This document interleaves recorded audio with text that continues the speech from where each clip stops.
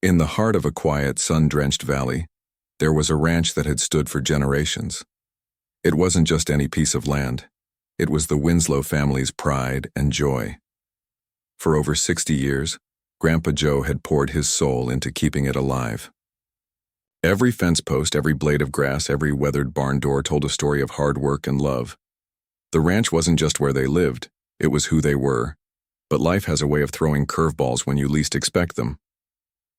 One crisp autumn morning, while Alex, Grandpa Joe's grandson, was busy miles away serving as a sheriff in another town, something unexpected happened. A letter arrived at the ranch. It came in a plain white envelope, nothing fancy about it, but its contents carried enough weight to shake the very foundation of their lives. Grandpa Joe shuffled out to the mailbox like he did every day, leaning on his cane a little more than he used to. He didn't think much of it at first, just another bill or maybe an advertisement. But when he opened it and read through the neatly typed words inside, his hands began to tremble. The letter was from the Homeowners Association, or HOA, as everyone called it. This group had recently taken charge of the area after some changes in zoning laws no one really understood. They claimed that Grandpa Joe's property didn't meet their community guidelines. What exactly those guidelines were, nobody could say for sure.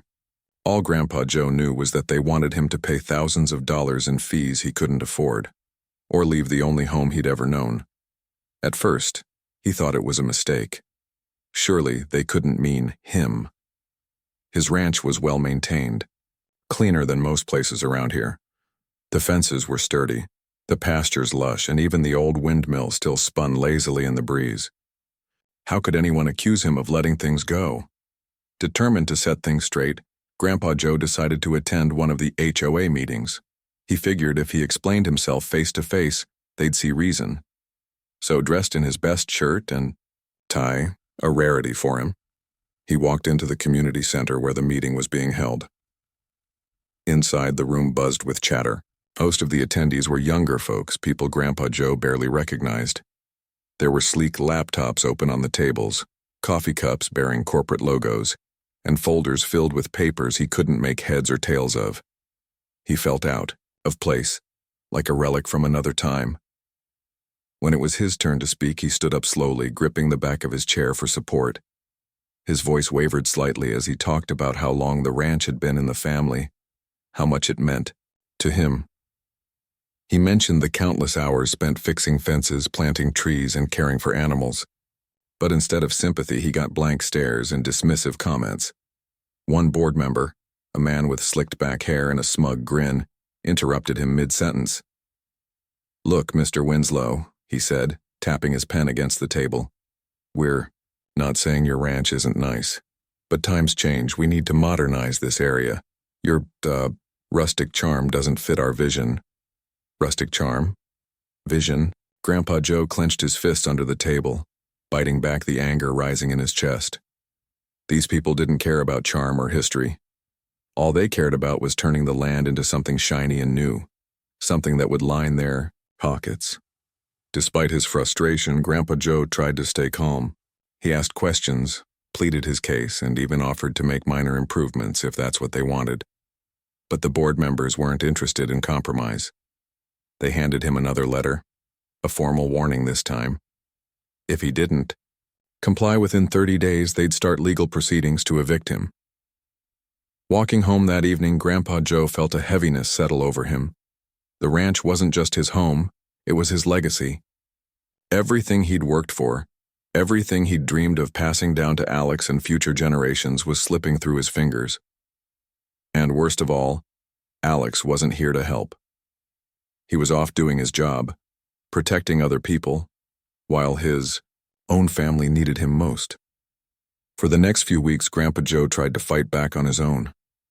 He wrote letters, made phone calls, and even visited a lawyer in town, but every door seemed to close in his face. The HOA had money, influence, and connections. What did he have? Just an old man's stubbornness and a lifetime of memories. Then, late one night, the phone rang. It was Alex's sister calling from out of state. She had heard about the situation and immediately called Alex to tell him everything.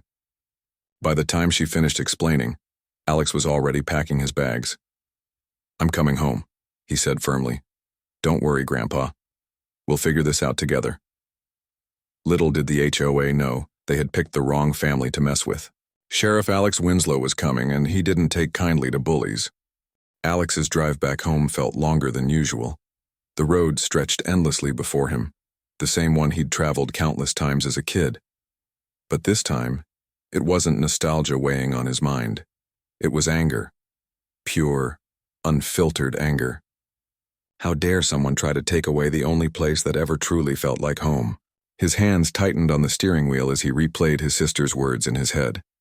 When he finally pulled up to the ranch, the sight of it hit him like a punch to the gut. The old barn still stood tall, its red paint faded but sturdy.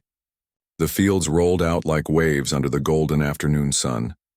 And there, sitting on the porch steps, was Grandpa Joe.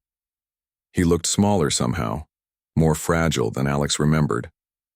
His shoulders slumped forward, and the cane beside him told a story of battles fought alone. "Hey, Grandpa," Alex called out, stepping out of the car. His voice cracked slightly, betraying the emotions swirling inside him. Grandpa Joe lifted his head slowly, squinting against the sunlight. When he recognized Alex, a faint smile tugged at the corners of his mouth. "You're here," he said, his voice raspy but warm. Alex walked over and hugged him tightly, careful not to squeeze too hard.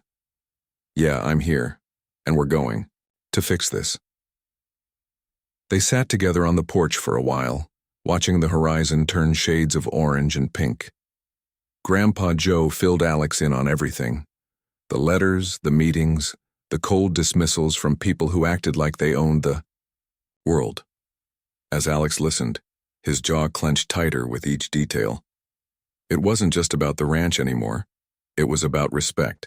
These so-called community leaders had treated his grandfather like he was invisible, like his decades of hard work meant nothing. "I didn't know what else to do," Grandpa Joe admitted, his voice heavy with regret. "I tried talking to them, reasoning with them, but they wouldn't listen. They just kept pushing papers in my face, throwing numbers around like I'm supposed to understand any of it."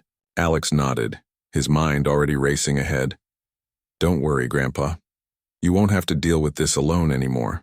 Let me handle it." The next morning, Alex got to work. Being a sheriff had taught him how to dig deep into problems, how to find cracks in even the smoothest facades. He started by gathering all the documents Grandpa Joe had received, letters, notices, legal threats, and spread them across the kitchen table.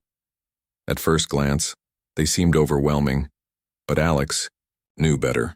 Paperwork could be deceiving. People often hid behind fancy language and official stamps, hoping no one would look too closely. As he sifted through the pile, something caught his eye. One of the letters mentioned a recent zoning change that allowed the HOA to impose new rules on properties like the ranch. Zoning changes didn't happen overnight. They required votes, meetings, and public input. Yet Grandpa Joe hadn't heard anything about it until it was too late. That didn't sit right with Alex. He decided to dig deeper. Using his connections as a sheriff, he reached out to a friend in the county planning department. Over coffee, the next day his friend pulled up the records related to the zoning change. What they found shocked both of them. The voting process had been riddled with irregularities. Some signatures appeared forged, others were missing entirely. Worse yet, several residents claimed they'd never even been notified about the proposed changes. "This smells bad," Alex muttered, scrolling through the files on his phone. "Real bad." His friend leaned back in his chair, shaking his head. "If this gets out, heads are gonna roll. Someone cut corners big time." But that wasn't all. As Alex dug further, he discovered ties between the HOA board members and a real estate developer looking to build luxury homes in the area. Emails showed discussions about maximizing property value and phasing out outdated structures. In other words, they wanted to push out longtime residents like Grandpa Joe to make room for mansions and golf courses. By the end of the week, Alex had pieced together enough evidence to paint a clear picture. The HOA wasn't just targeting his family. They were systematically trying to force out anyone who didn't fit their vision of progress. The ranch was just one piece of a much larger puzzle. Armed with this knowledge, Alex knew he couldn't tackle this alone. He needed allies. So, he started visiting neighbors, knocking on doors, and sharing what he'd uncovered. At first, many were hesitant to speak up. They'd faced similar intimidation tactics from the HOA and feared retaliation.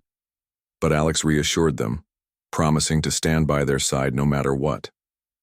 One of the first people he approached was an elderly woman down the road who ran a small flower shop from her front yard. She told him how the HOA had fined her repeatedly for having unapproved landscaping.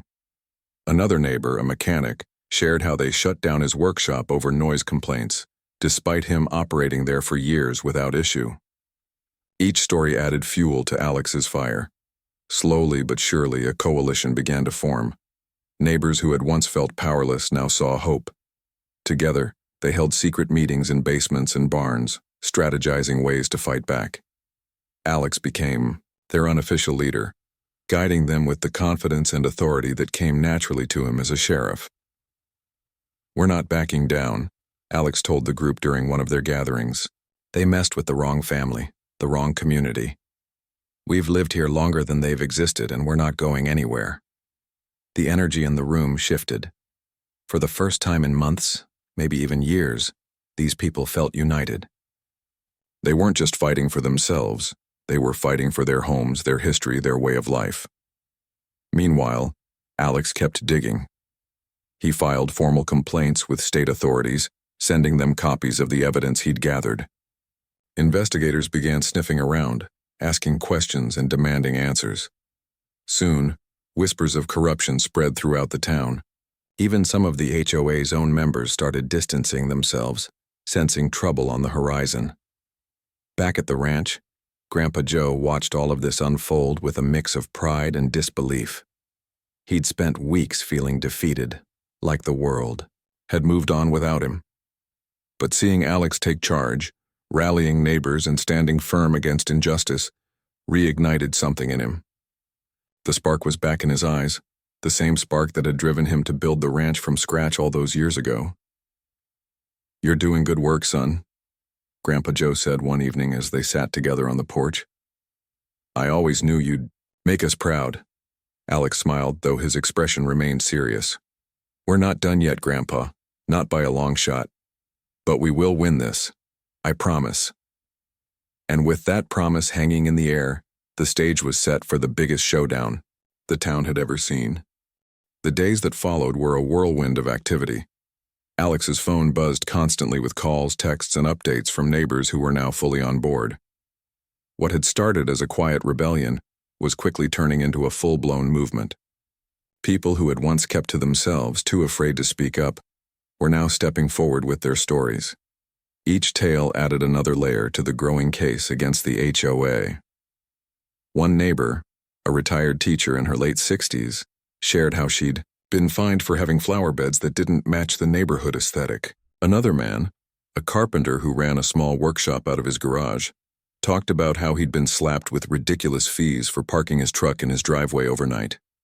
Every story painted the same picture. The HOA wasn't just enforcing rules. They were using those rules as weapons to control people. Alex listened to each account carefully, jotting down notes and connecting the dots. He realized something important. The HOA wasn't targeting random properties. They were going after the older residents first, the ones who might not have the resources or energy to fight back. It was calculated, cold, and downright cruel.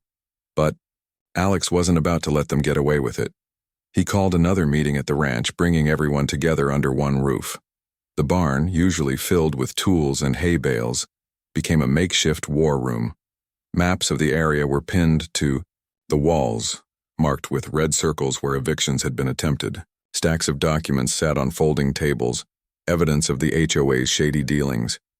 And in the center of it all stood Alex, calm but determined, ready to lead the charge. "Listen up, everyone," he began, his voice steady and clear. "We've got proof now, solid proof, that this HOA is running a scam. They're not here to improve our community. They're here to push us out so they can sell our land to developers. But we're not letting that happen. The crowd erupted into cheers, clapping and nodding in agreement. For the first time in months, maybe even years, these people felt like they had a fighting chance. Alex continued, laying out the plan step by step. First, they needed to spread awareness. Alex reached out to local news outlets, tipping them off about the corruption within the HOA. He knew that public pressure could be a powerful tool. If enough people heard about what was happening, the HOA wouldn't be able to sweep it under the rug. Reporters jumped on the story almost immediately, eager to expose the scandal. Camera crews showed up at the ranch, interviewing Grandpa Joe and other affected residents. Their faces appeared on TV screens across the county, telling their stories with raw emotion. Next, Alex focused on gathering more concrete evidence. He worked closely with state investigators, providing them with everything he'd uncovered so far. Bank statements, emails, forged signatures. It all went into the pile. One particularly damning document showed large sums of money transferring between the HOA's accounts and a real estate developer's company. It was the smoking gun. They needed to prove collusion. As the investigation gained momentum, tensions in the town began to rise. Some of the HOA board members started panicking, realizing they were backed into a corner. They tried to save face by issuing vague apologies and promises to review their policies. But Alex wasn't buying it. He knew empty words wouldn't cut it, not when lives were at stake. Meanwhile, the coalition grew stronger. Neighbors who had once barely spoken to each other now worked side by side, united by a common cause. They organized protests outside the HOA's office, holding signs that read things like, "Our homes, our rights, and stop bullying seniors." Cars honked in support as they drove by, and passers-by stopped to join the demonstrations. Word spread fast, and soon the entire town seemed to be rallying behind the cause. Grandpa Joe played a crucial role in keeping morale high. Despite his age, he attended every meeting, every protest, every strategy session. His presence inspired others, reminding them why they were fighting in the first place. On one particularly chilly evening, as the group gathered around a bonfire in the ranch's backyard, Grandpa Joe stood up to speak. "I've lived on this land for nearly 70 years, he said, his voice trembling but strong. "I've seen droughts, floods, and everything in between, but nothing has ever tested me like this.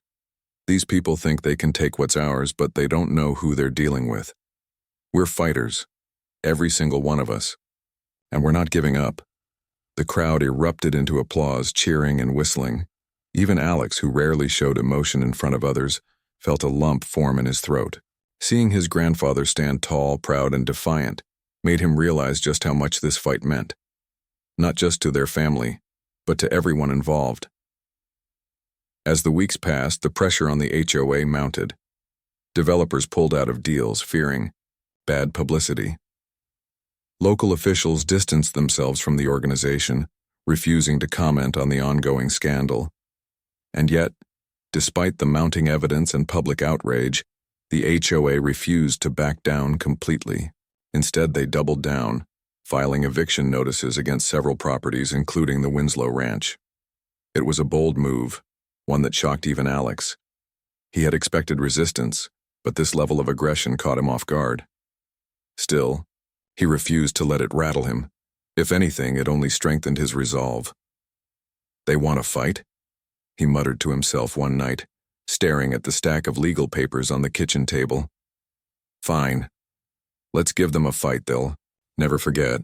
The final showdown was coming, and Alex knew exactly where it would happen, right there on the ranch. He rallied the neighbors, preparing them for what lay ahead. Together, they fortified the property, setting up signs and barricades to make it clear they weren't going anywhere. News crews were tipped off, ensuring the whole world would watch what happened next. And then, one crisp morning, it began. A convoy of trucks rolled up the dirt road leading to the ranch, kicking up clouds of dust. Men in suits climbed out, clutching folders and eviction notices. Bulldozers idled in the background, their engines growling ominously. But waiting for them was a sea of determined faces. Dozens of neighbors lined the driveway, standing shoulder to shoulder with Alex and Grandpa Joe. Cameras flashed, capturing every moment. The air crackled with tension as the two sides faced off. Alex stepped forward, his badge gleaming in the sunlight. "You're trespassing on private property," he said, his voice calm but firm. "Leave now or I'll have you arrested." For a moment, no one moved. The standoff stretched on, the weight of the situation pressing down on everyone present. But Alex didn't flinch. He stood his ground, ready to protect his family and his community at any cost. This was more than just a battle over land. It was a fight for justice, for dignity, for the right to live without fear of being pushed aside. And Alex Winslow wasn't about to lose. The morning sun cast long shadows across the ranch as the standoff unfolded. The air was thick with tension, like the calm before a storm. On one side stood the enforcers sent by the HOA, men in crisp suits clutching eviction notices, flanked by bulldozers idling ominously in the background. On the other side were Alex, Grandpa Joe, and dozens of neighbors who had banded together to defend their homes. Alex stepped forward, his badge glinting in the sunlight. His voice cut through, the silence firm but measured. "You're trespassing on private property," he said, pointing at the men. "Leave now, or I'll have you arrested." For a moment, time seemed to freeze. The enforcers exchanged uneasy glances, clearly unprepared for this kind of resistance. They weren't expecting cameras flashing, reporters scribbling notes, or an entire community standing united against them. But there they were, caught in the spotlight, their every move broadcast to the world. One of the men, clearly the leader, cleared his throat and tried to assert authority. "We're here on official business," he declared, waving a stack of papers. "This property is in violation of community guidelines and we're within our rights to proceed." Alex didn't blink. He took a step closer, his eyes locked onto the man's. "Those guidelines are built on lies and corruption. You know it. And so does everyone watching right now." He gestured toward the crowd and the news cameras. "If you don't leave voluntarily, I'll make sure the whole country knows exactly what you're doing here today." The man hesitated, sweat beading on his forehead. Behind him, the bulldozer operators shifted uncomfortably in their seats, unsure whether to follow orders or back down. The standoff stretched on, each second feeling heavier than the last. Grandpa Joe, leaning on his cane, shuffled forward to stand beside Alex. His voice, though raspy, carried a weight that silenced the crowd. "This land has been in my family for over 60 years, he said, his gaze steady despite the tremor in his hands. "It's where my children grew up, where my grandchildren played. It's more than just dirt and fences. It's our life. And no piece of paper is going to take that away from us."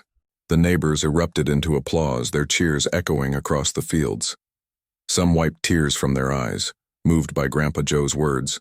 Others raised fists in solidarity, vowing not to back down. Even the reporters paused mid-sentence, struck by the raw emotion in the air. The enforcers, however, weren't ready to give up yet. Another man stepped forward, this one clutching a clipboard. "Look, we understand your concerns," he began, trying to sound reasonable. "But this isn't personal, it's about following the rules." "Rules?" Alex shot back, his tone sharp enough to cut steel. "You call forged documents and illegal zoning changes rules? This isn't about rules, it's about greed. Plain and simple." The accusation hit its mark. The man faltered, glancing nervously at his colleagues. They knew they were cornered, exposed for what they truly were, puppets of a corrupt system. Still, they couldn't retreat without losing face entirely. As the minutes ticked by, tempers began to flare. One of the enforcers shouted something about obstruction of justice, while another threatened to call the police.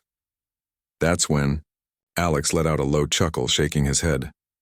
"Funny thing about calling the cops," he said, tapping his badge.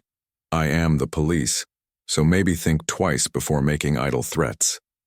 The comment drew laughter from the crowd, breaking the tension momentarily. Even some of the enforcers cracked faint smiles, though they quickly masked them with scowls. It was clear they hadn't anticipated such defiance or such humor from someone wearing a sheriff's badge. Finally, after nearly 2 hours of back and forth, the leader of the group threw up his hands in frustration. "Fine," he snapped, stuffing the eviction notices back into his briefcase. "We'll go, for now. But this isn't over. Oh, it's over, Alex replied, his voice cold and final. You come near this ranch again and you'll regret it. With that, the enforcers climbed back into their trucks, tails tucked firmly between their legs. As the convoy rumbled away, kicking up clouds of dust, the crowd erupted into cheers. Neighbors hugged each other, tears streaming down their faces. Someone fired up a portable speaker, blasting music as impromptu celebrations broke out across the property. Grandpa Joe sat down heavily on the porch steps, exhausted but triumphant. Alex joined him, draping an arm around his shoulders. We did it, Grandpa, he said softly. They won't bother us again. But Alex knew better than to celebrate too soon. While the immediate threat had been neutralized, the battle wasn't fully won yet. The HOA still existed and its members wouldn't take this humiliation lying down. Retaliation was inevitable, but Alex was ready for whatever came next. Later that evening, as the sun dipped below the horizon, the coalition gathered once more in the barn. This time, the mood was celebratory, but focused. People shared stories of how they'd felt during the standoff, laughing about the looks on the enforcers' faces when Alex called their bluff. Yet beneath the joy lingered a sense of determination. They had won a crucial victory, but the war was far from over. Alex addressed the group, thanking everyone for their courage and unity. Today proved something important, he said, his voice carrying across the room. We're stronger together. When we stand side by side, no one can push us around. But we can't let our guard down. The HOA will try again. They always do. We need to keep fighting, keep exposing their lies until they're gone for good.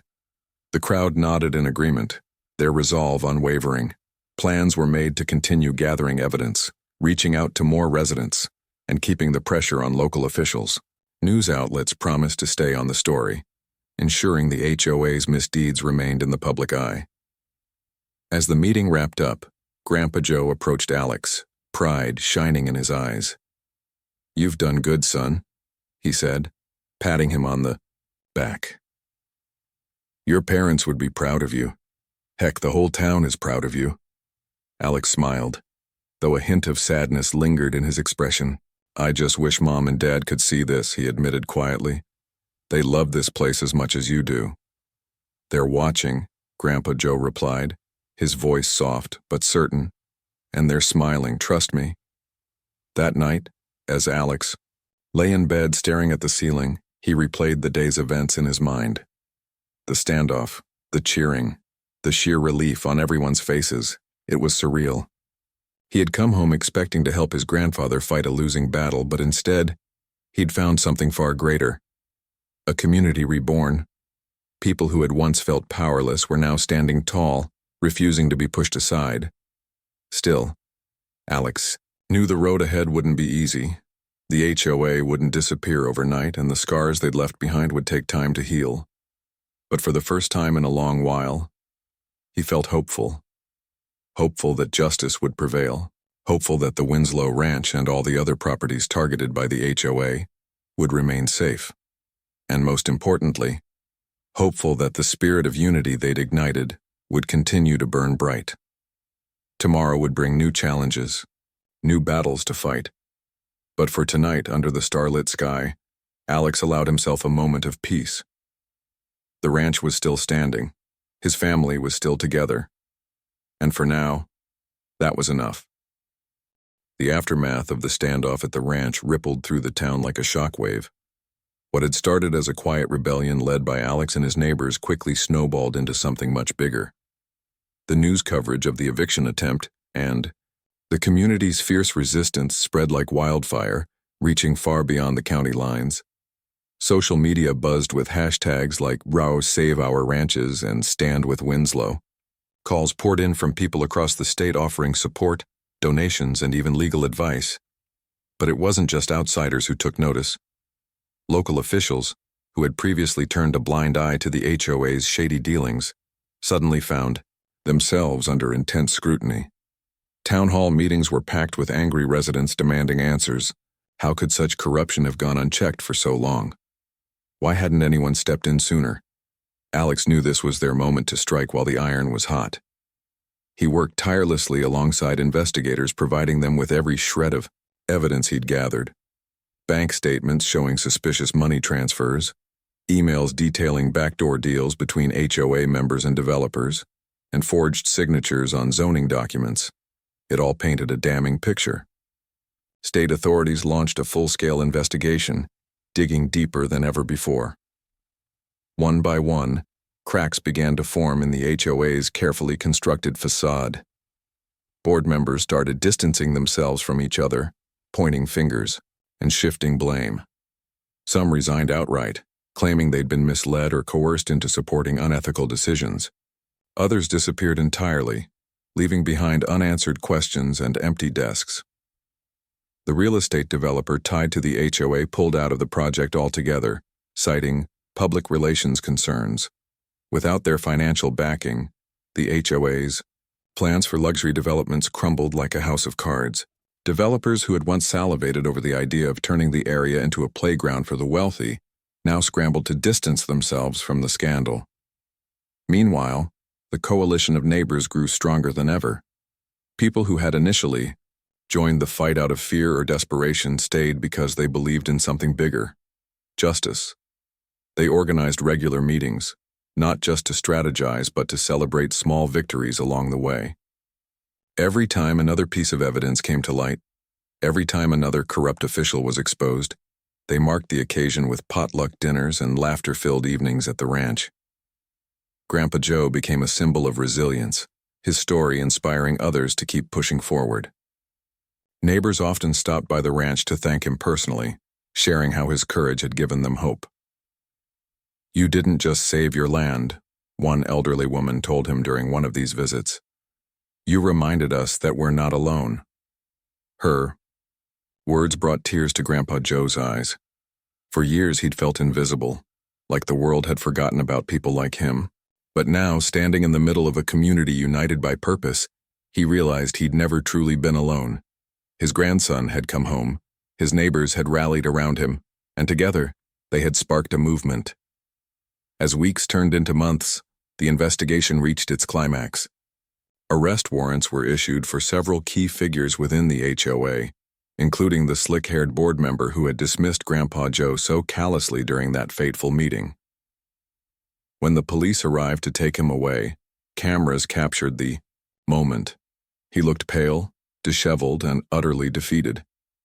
It was a stark contrast to the smug arrogance he'd displayed months earlier. The arrests sent shockwaves through the remaining ranks of the HOA. Those who hadn't already fled or resigned began cooperating with investigators, desperate to cut deals and avoid jail time. One by one, they unraveled the tangled web of lies and deceit that had allowed them to operate unchecked for so long. By the time the dust settled, the HOA was nothing more than a shell of its former self. Its assets were frozen, its operations shut down, and its reputation in ruins. Zoning laws were rewritten, ensuring that no single organization could wield so much unchecked power again. Longtime residents breathed a collective sigh of relief, knowing their homes were finally safe. For Alex, the victory was bittersweet. While he was proud of what they'd accomplished, he couldn't shake the thought of how close they'd come to losing everything. If he hadn't returned when he did, if the neighbors hadn't stood together, the ranch might have been bulldozed, reduced to rubble to make way for someone else's dream. Still, there was no denying the impact of what they'd achieved. The Winslow Ranch wasn't just saved, it was celebrated. News outlets hailed it as a triumph of grassroots activism, proof that ordinary people could stand up to corruption and win. Alex's actions earned him widespread recognition, with some even suggesting he run for office. But he politely declined, explaining that his heart belonged to law enforcement and his family. Eventually, life at the ranch returned to normal, or as close to normal as it could be after such an ordeal. Grandpa Joe spent his days tending to the fields, enjoying the simple pleasures of watching the sun rise over the hills. Alex visited as often as his duties as sheriff allowed, always making sure to carve out time for long talks on the porch. Their bond had grown stronger through the struggle, forged in the fires of adversity. One evening, as they sat side by side watching the sunset, Grandpa Joe broke the silence. "You know, I used to think this place would die with me," he said, his voice soft but steady. "That once I was gone, it'd be sold off or torn down, but now—" He paused, looking out at the horizon. "Now I see it living on. Not just for you, but for whoever comes after us." Alex nodded, a lump forming in his throat. "It'll always be here, Grandpa. No matter what happens, this land will always be ours." And deep down, they both knew it was true. The ranch wasn't just a plot of earth. It was a legacy, a testament to hard work, love, and the unbreakable spirit of those who called it home. In the end, the HOA's attempt to evict Grandpa Joe turned out to be the best thing that could have happened. It brought a fractured community together, exposed corruption, and reminded everyone of the power of unity. As the seasons changed and the fields grew green again, one thing remained constant: the Winslow's determination to protect what mattered most.